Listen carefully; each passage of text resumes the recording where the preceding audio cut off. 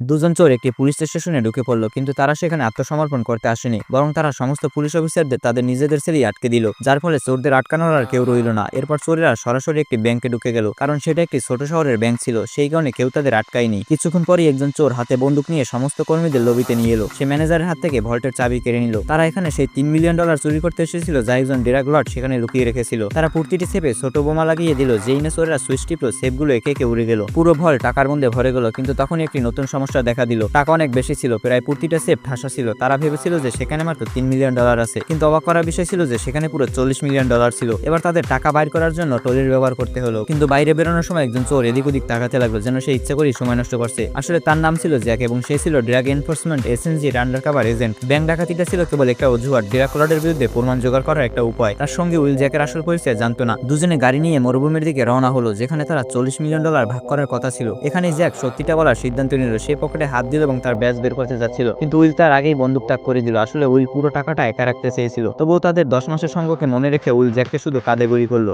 দুঃখ প্রকাশ করে সে গাড়ি থেকে এক বোতল জল ছুড়ে দিল, যাতে জ্যাক মরুভূমি থেকে বেরিয়ে যেতে পারে। কিন্তু তখনই উইলের চোখ জ্যাকের হাতে থাকা ব্যাজের উপর পড়লো। সে বুঝতে পারলো যে তার সঙ্গে একজন আন্ডারকভার পুলিশ।